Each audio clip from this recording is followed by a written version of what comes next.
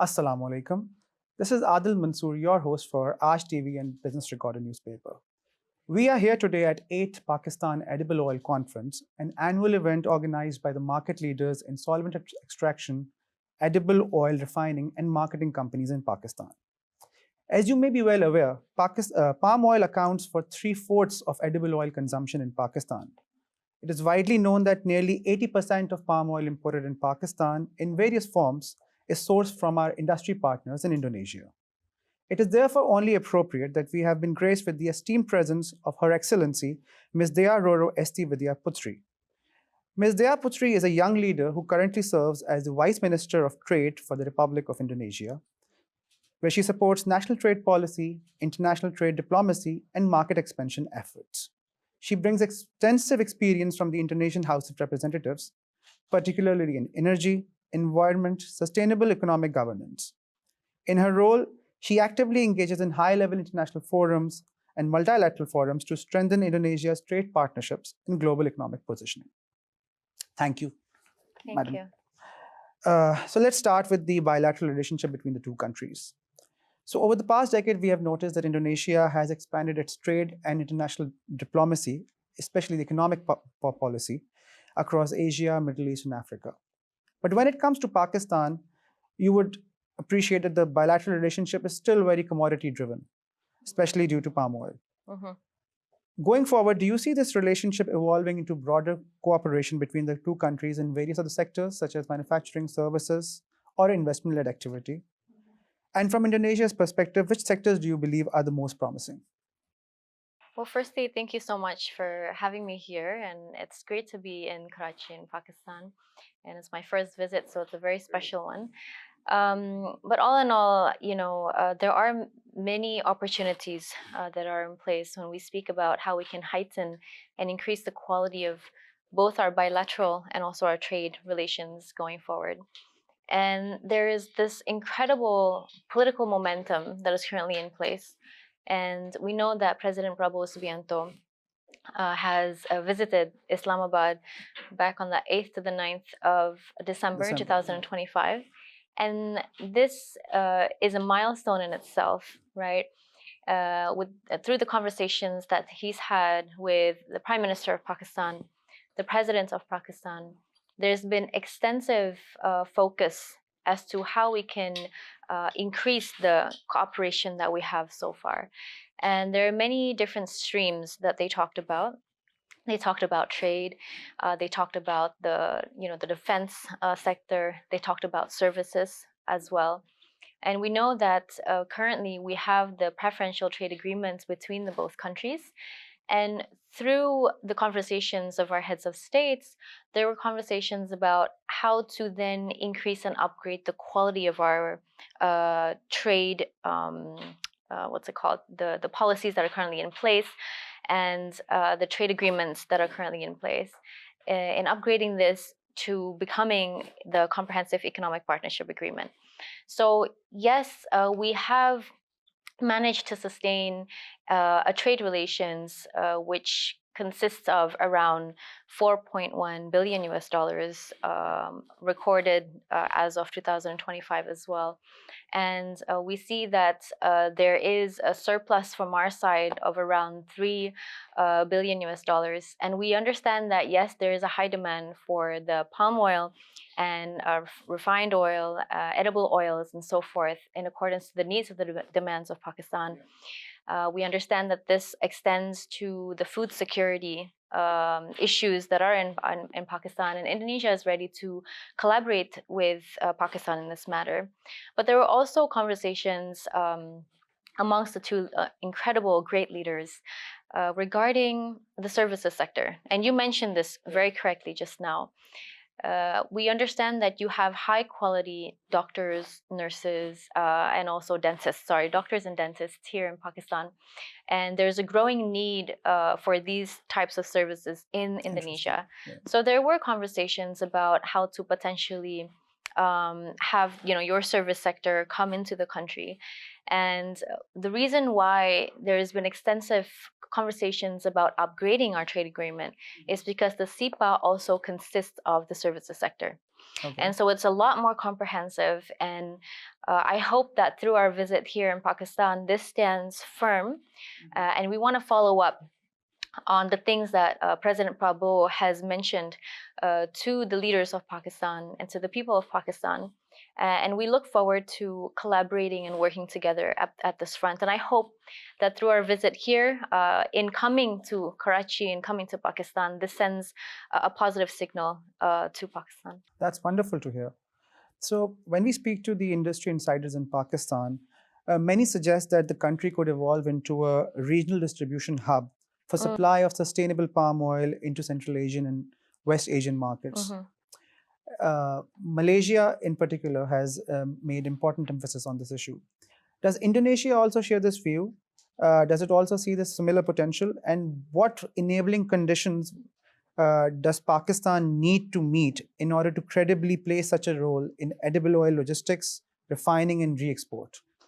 Well, definitely. I mean, there are many potentials in which is just yet to be explored. Yeah. We understand that, when we speak about trade, we're also talking about how we can export to the rest of the world as well. So yes, Pakistan is a very important market, and it's noted to be the third largest export destination for Indonesia, with around the value of 2.77 billion US dollars. More or less in 2025. And so, yes, there is that kind of importance. And on the other hand, being able to kind of leverage on the other potential markets that are around Pakistan and beyond, right? And so, we understand the current geopolitical situation, and we know that from our side anyway, we think that it's important to continuously engage with the world, including the country of Pakistan. Yeah. And we see that there is potential in which Pakistan has to then further connect us with the rest of the world. And so there are current talks, from my understanding, on the B2B point of view with regards to how this can advance going forward. And we look forward to seeing the conclusions that can be derived through those conversations. Our discussion with Her Excellency Diyah Roro Putri continues. Let's take a quick break. Welcome back, viewers. We are here with Her Excellency Diyah Roro Esti Widya Putri, the Vice Minister for Trade of Republic of Indonesia. So, as a low-income or developing country, the consumers in Pakistan are very price sensitive, as you're aware. Indonesia's B35 biodiesel policy, which directs a significant share of palm oil into the energy mix, also affects prices, which in turn has an impact on export supply as well. On one hand, it's a very crucial element of your farm support policy. But on the other, how do you believe that policymakers balance the fuel demand versus the food demand of the importing countries, especially when prices are higher or partner markets such as Pakistan face affordability constraints? What policy thresholds, in your opinion, guide this decision? So, we understand the concerns that are currently in place in Pakistan in a lot of ways. And again, this extends to your food security and so forth, and also the purchasing power, as you mentioned earlier. But also, let me just convey this really quickly, that President Prabowo is adamant in pushing forward sustainable development, right? Yeah. We're talking the economics. We want and have a vision of being able to achieve 8% growth of our GDP over the few years to come. And we want to make sure that we are preparing our human resource in the best possible way. Yeah. So then we can optimize on the demographic dividend, in which 68% of our total population are productive. So we want to make sure that they're going to school, that they're getting the right type of education, and that they're healthy, which is why, again, the services sector on that front is very important to us. And the third aspect is the sustainability aspect, right? We want to make sure that we're also catering and safeguarding our home. Without a safe and sound environment, it would be very difficult to achieve any kind of target. And so when we go into the B20, B30, B40, B50 projections, right, which means that there will be palm oil infused into our diesel, right? Absolutely. And one of the reasons being that Indonesia has and is a signatory of the Paris Agreement. We've agreed to decrease our greenhouse gas emissions by 32% in 2030. And we know that around 30% of the total emissions in Indonesia is coming from the the energy sector. So this kind of investment is very, very important and crucial for the energy sector and for the transportation sector at that front as well, because that contributes quite massively to our emissions. Yeah. And so now it's a matter of balancing everything out. The one thing that we reaffirmed, and I think again through our attendance in the Pakistan Edible Oil Conference as well, and being able to engage with both the government and the public sector, private sector, is to maintain not only the trust, but also to give reassurance that this will not deter the amount of exports coming into the country of Pakistan. So we want to manage this in such a way that it is catering towards the domestic needs that is currently in place in Indonesia, but also that this is also being of importance and to the markets, the global market demand that is currently in place when we speak about palm oil. So again, balancing that out is what we believe to be important. And again, extending to what was already mentioned by both our heads of states, this is where we see the trajectory going in the years to come. All right. So one of the major similarities between Indonesia and Pakistan is that majority of the farm economy is very smallhold, right? Smallholder. And most palm oil output in Indonesia, I believe, is also sourced from small farms as well, right?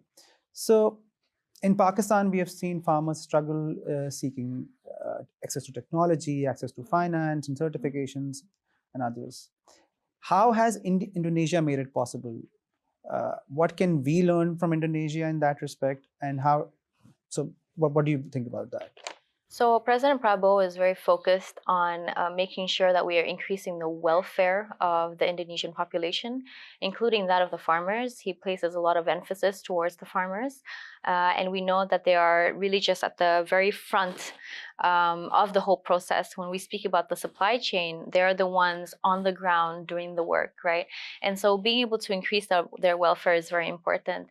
And we see this happening in many different commodities, including that of rice, in which this is being sold at such a price in which will be beneficial for the farmers themselves. So this in a way gives incentive to the farmers to continuously do their work in such a way. And what's also important is harnessing, again, I talked about the bonus demographic dividends. There's a lot of young people. So we want to make sure that there are more young people going into this profession, right, as a farmer, but being able to innovate in that sense as well. That's why we work alongside many different communities. We help them also export some of their commodities which may be of interest to the international markets. And us being in Pakistan, we also held a business forum which connects the potential exporters from Indonesia with the buyers here in Pakistan, and to have and fuel those conversations going as well. So it's an end-to-end thing. Yes, you have to think about the farmers. You have to make sure that the farmers, the people who are choosing to be farmers are still there. Right, so regeneration is so important, but we want to make sure that the image behind this profession is not negative. Absolutely. Right, sometimes people think, look, I want to succeed in life and go on into doing other occupations, but actually there's this whole other opportunity that can be given within this front. And perhaps this is something that we need to better socialize, and that is currently happening in Indonesia. And again, on the other end, which is where our job is, the trade, right? Absolutely. We want to make sure that trade is happening in such a way that some of the commodities within our agriculture sector are also being recognized by the rest of the world. So here in Pakistan, we're introducing, outside of our palm oil and things like this, but there is also this growing demand for spices. And we know that you love your tea. So this is something that we're trying to introduce also to Pakistan. And we had the privilege of opening this business forum and, to fuel these types of conversations. And I hope, it's really important to stay optimistic with these things, right?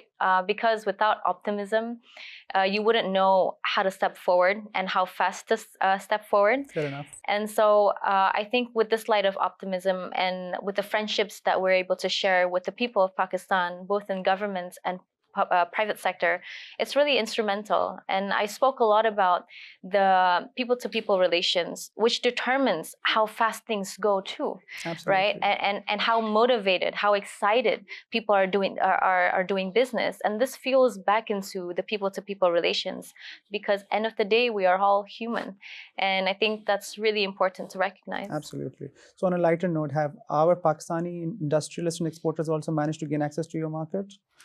Of course, when we speak about trade, we're talking about both the imports and also the exports, right? There are many different potentials, and we're always supporting the conversations that are currently taking place within the private sector. Yeah. We have the Indonesian Chamber of Commerce here. You know, we brought him here to Pakistan, and they've had great conversations with their direct counterpart here in Pakistan as well. And so, as a Vice Minister of Trade, I'm excited to see these conversations taking place, and we look forward to exploring what can be done in the future. Absolutely.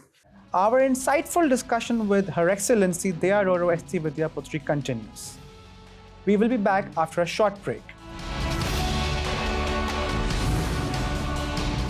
Welcome back. We are here with Her Excellency Diyah Roro Esti Widya Putri, the Vice Minister for Trade of the Republic of Indonesia. So, on the issue of health and consumer protection, in many importing markets, such as Pakistan especially, a significant share of palm oil goes into hydrogenated products, which creates a perception, which many argue is an incorrect perception, about trans fats and contaminants. What is your view about the most effective ways to reduce these perceptions around food safety risks within the value chain? And where should responsibilities sit, in your opinion, with the refiners, with consumers, or the regulator in this importing country? Well, I think everybody has to sit together and collaborate and find a solution. I'm always in the opinion that you cannot work alone, and Absolutely. you cannot have strong stance on certain things by doing things alone, yet that being the governments and even the legislators from the public, private sectors, and even the academias, because we need to have enough research to then quantify that, look, this is not healthy, Absolutely. for example. And that caters towards the certification that is needed for certain processes. And so I think everybody really just has to sit down and to have these conversations.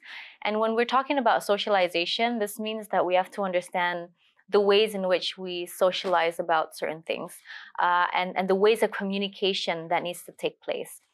Communicating certain issues can be done in many different ways. I was a parliamentarian before I was, in cabinet, and I learned that communicating to the people that I represent needs to be done in a different way in comparison to the way that I communicate with my colleagues in parliament. Absolutely. So we want to make sure that there is easy, accessible, easily understood messages that can be disseminated to the public, but also academic, fact-driven communication and information that is given to the many different sectors that are available and included within these kinds of processes, including the business players, including the policymakers, to then derive the correct solutions going forward. Fair enough. So before we conclude, when we look ahead to over the next decade, what is your base case outlook, if I were to ask, for the global palm oil demand,